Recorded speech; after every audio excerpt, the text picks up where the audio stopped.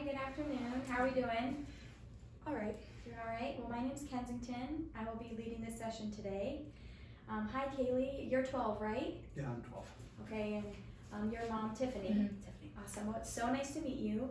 Before we get started, I just wanted to remind you that we do have a confidentiality rule.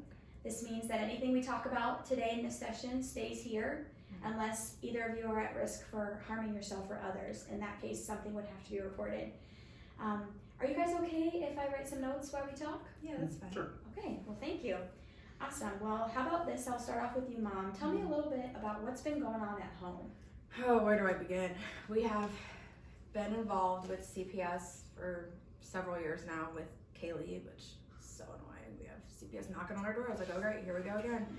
But more recently, we've been told that she has to attend this truancy program through the juvenile court system, I think. Yes. Because she's been missing a lot of school, which I understand that's an issue and it's the law or whatever, but I mean, she's keeping her grades up. She has C's in all of her classes, even though she's barely there half the time, which I think is more than enough to be fine with her just staying in regular school. But I guess we have to go through this truancy thing now. Yeah, well, thank you for sharing. It's definitely difficult, to go through something like this, and I do agree with you. It's awesome, Kaylee, that your grades are so high for missing a lot of school, but it is important that we get you into school at your age. So I just wanted to ask, why do you think Kaylee is missing so much school? What's causing this? Oh, I think there's a lot of reasons. Her and myself and her father, we have our own problems, as every couple does, I guess. So I don't know if it's that's stressing her out in school. It's just something she doesn't want to add to her plate. I have a lot of stuff going on. I know. I think Kaylee feels like she has to take care of me sometimes. Yeah. I've been sleeping a lot and not really doing a lot. I don't have a job right now, so I don't know. Yeah. If she feels that need to take care of me, which is ridiculous. She doesn't need to take care of me, but I mean, that's going on. I don't know if she has problems at school. I mean, her grades are okay, but I don't know if there's drama. I mean, she's 12. There's middle school drama going on. I don't know if that's something, but I mean, it's a lot. I feel like it's a combination of a lot of things. Yeah, absolutely. Well, let's talk about why is attending school important for your daughter? Well, I've always had the goal of her to at least graduate high school. I know that's still a couple years out, and she obviously should probably get her grades up to have a better chance at that. But her father and I, we only graduated high school and then we went into the workforce. We met when we were super young, and it's just, I really have that goal for her if she wants to continue her education to do so, to go to college, to go to a vocational school, do something. But I feel like she needs to be in school and get that first diploma to really make that choice. Yes, so that's awesome that you understand that and you realize that, because it is really important for a 12-year-old to stay in school and learn some of those skills and get out of the house and do those fun things. Kaylee, do you like going to school? Yeah, I mean, when I'm there, it's a good time. I like being with my friends and learning. Yeah, that's awesome. What's your favorite aspect of school? Probably reading. Reading? Yeah, if I get to read books and. She gets that from me. I love to read. I used to be part of this book club that I'd go to weekly where we meet up and talk about a couple chapters of the book and stuff. So I think she gets that from me just a little bit. Awesome. Well, I'm gonna take based off of what you guys have told me, and we're gonna discuss some skills to help manage this problem. So when we think of the problem, from what I've understood, the biggest problem is the truancy. Yeah. And we want to keep Kaylee in school. Do you agree? Yeah. Okay. So in order to meet the needs of a bigger problem, it's really important that we start small. You can't just always face a problem head on. You gotta come up with some smaller goals. Right. So we're gonna talk about how our thoughts affect our behavior and our feelings. And so a lot of things that Kaylee might be dealing with are stemming from bigger issues, and that's why her behavior and her feelings might not be as good as they used to be or as good as they should be. So it's obvious that missing school in this truancy program is causing a lot of difficulty on her and your family. So we want to break down the problem into some smaller goals, and there's this one tactic that we're going to use. It's called a SMART goal. Okay. So SMART goal, it stands for specific, measurable, achievable, realistic, and time limited. So this kind of establishes something smaller that we can really work towards and take those baby steps to get to the bigger problem. So let's talk about some sort of SMART goal, something small that we could work on this coming week as a family.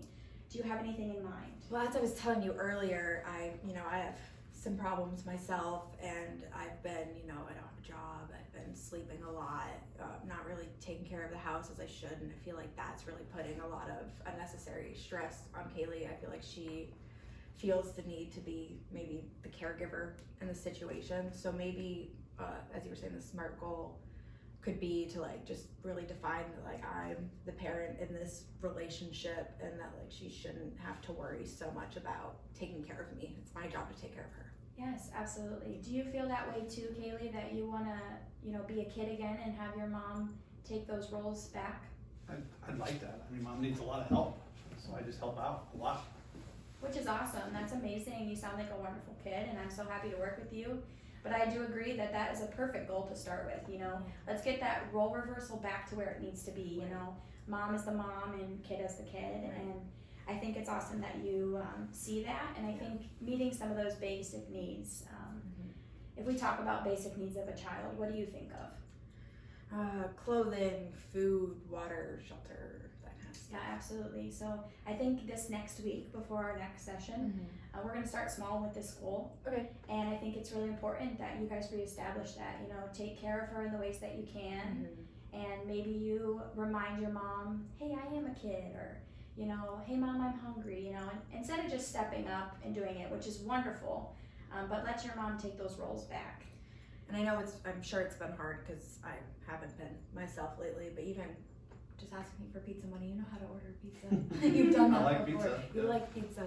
Just to remind me, because, if I'm sleeping all day, I'm not really thinking about some of those things you might need.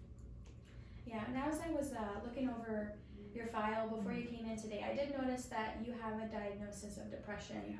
Is that still, taking place a lot in your daily life? I think so. I think that's why I've been sleeping so much. I haven't been, as I told you about that book club earlier, I haven't been attending in months, which I get messages all the time, we missed you. Yeah. I just haven't been interested in that as much, and when I was diagnosed, they told me that was sleep problems and not eating as much and not being as interested in things that I was interested in before were all part of that, so I think that's just coming into play.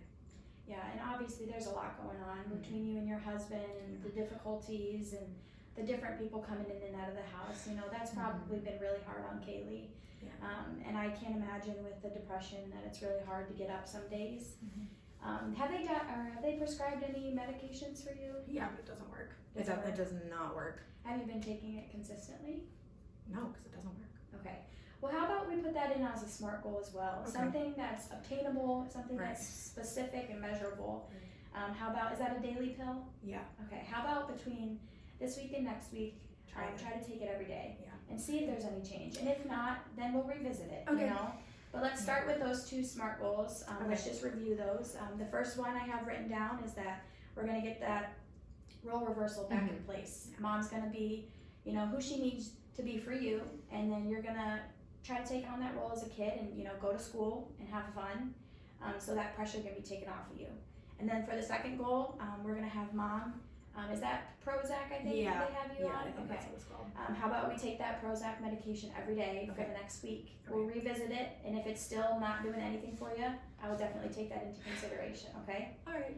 Well, it's been awesome. It's been so nice to meet both of you today, and I appreciate you coming in, and I look forward to, working towards those goals, and I'll see you next week. Yeah, thank you. Thanks.